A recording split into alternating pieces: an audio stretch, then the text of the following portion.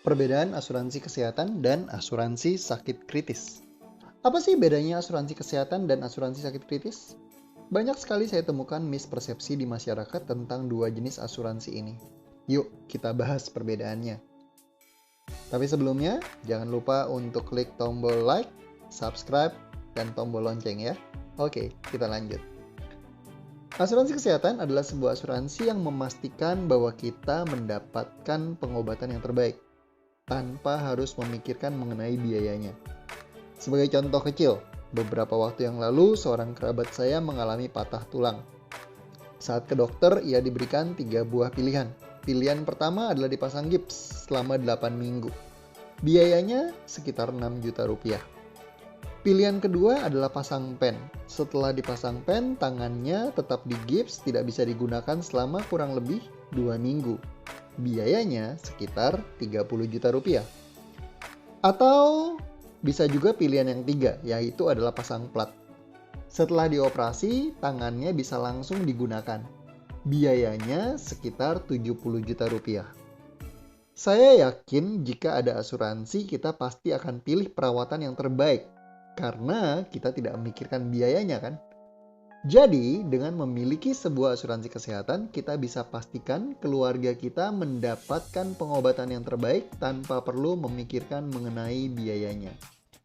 Saya yakin Anda semua sudah memiliki produk asuransi kesehatan, karena hampir semua perusahaan asuransi jiwa memiliki produk asuransi kesehatan unggulan mereka. Saya hanya ingin teman-teman sekalian untuk memastikan bahwa produk asuransi yang teman-teman miliki adalah sebuah produk asuransi kesehatan yang memiliki 3 fitur, yaitu pertama, dibayar sesuai tagihan supaya tidak perlu khawatir akan nombok apabila biayanya sangat besar. Yang kedua, bisa cashless atau bisa membayarkan langsung ke rumah sakit tanpa kita perlu nombokin dulu baru kemudian reimburse ke asuransi. Dan yang ketiga adalah memiliki limit yang cukup untuk membayar biaya-biaya kesehatan yang semakin mahal. Apalagi kita beli asuransi kesehatan untuk sekarang dan untuk masa tua kita nanti. Prudential sendiri memiliki produk asuransi kesehatan yang terbaru, yaitu adalah Black Card yang bisa membayarkan biaya rumah sakit sesuai tagihan secara cashless di rumah-rumah sakit dengan limit mulai dari 10 miliar hingga 65 miliar rupiah di seluruh dunia. Nah, selanjutnya adalah kebutuhan akan asuransi sakit kritis. Sakit kritis itu seperti sebuah gunung es, di mana biaya rumah sakit hanyalah biaya yang terlihat di permukaan. Padahal selain biaya rumah sakit tersebut, ada banyak sekali biaya-biaya lain yang timbul, seperti biaya proses diagnosa penyakit kritis yang kadang membutuhkan waktu dan biaya tidak sedikit sebelum dikenali sebagai penyakit kritis. Kemudian biaya pengobatan alternatif atau food supplement yang dibutuhkan untuk menunjang pengobatan. Seorang teman pernah terkena leukemia dan menghabiskan puluhan juta untuk pengobatan herbal dan vitamin sebelum akhirnya melakukan kemoterapi. Selama sakit kritis juga ada income yang hilang karena tidak bisa produktif. Bukan hanya income sendiri yang hilang, tapi juga income pasangan, karena pasangan biasanya menemani proses pengobatan. Jika pengobatan dilakukan di luar kota atau di luar negeri, harus pula persiapkan biaya akomodasi. Ada pula penambahan biaya untuk mengurus anak karena kedua orang tua sibuk untuk mengurus proses pengobatan. Plus biaya untuk juru rawat pribadi yang dalam banyak kasus diperlukan untuk merawat seorang pasien yang mengalami sakit kritis. Banyak mispersepsi yang saya temukan di lapangan bahwa asuransi sakit kritis digunakan untuk membayar biaya rumah sakit akibat sakit kritis. Padahal sebenarnya asuransi sakit kritis digunakan untuk membiayai biaya-biaya yang sudah saya sebutkan di atas tadi. Hampir semua perusahaan asuransi jiwa lagi-lagi juga memiliki produk asuransi sakit kritis unggulan mereka. Dan biasanya mereka berlomba adu banyak penyakit yang di-cover.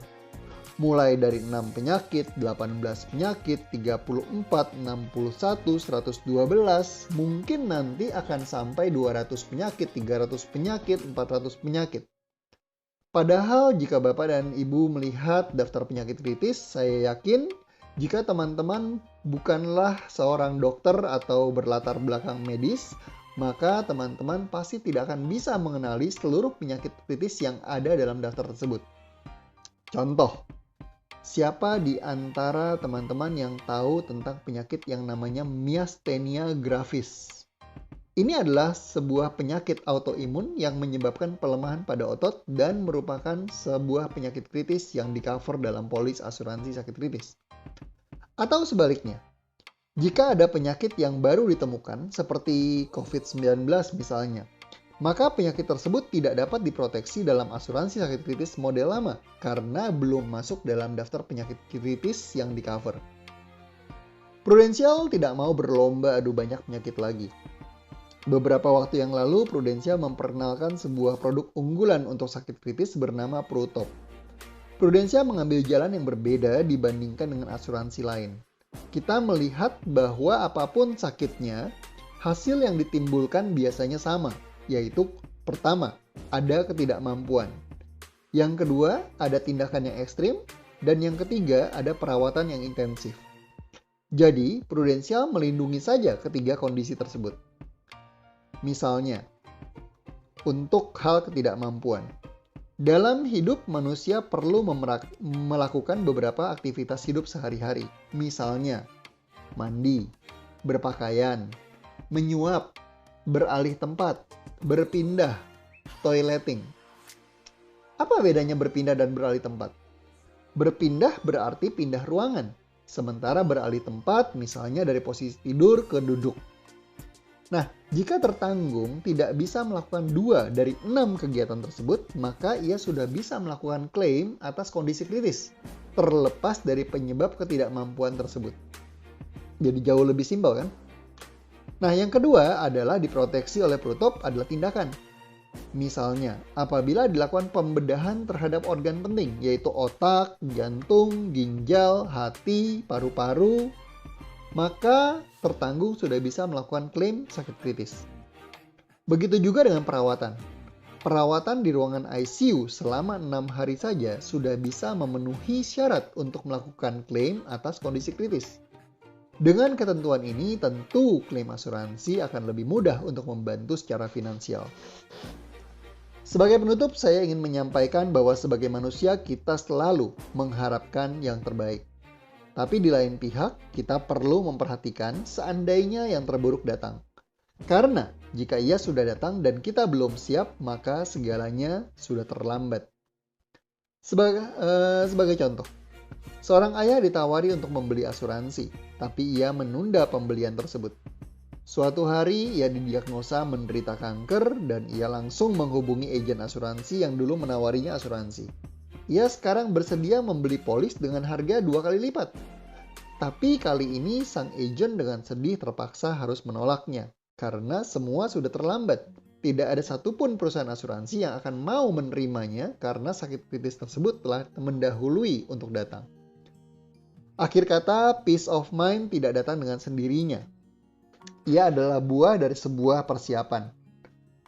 Semoga presentasi saya hari ini bisa memberikan pencerahan kepada teman-teman sekalian bahwa asuransi bisa membantu teman-teman sekalian untuk menciptakan kedamaian bagi hidup kita semua.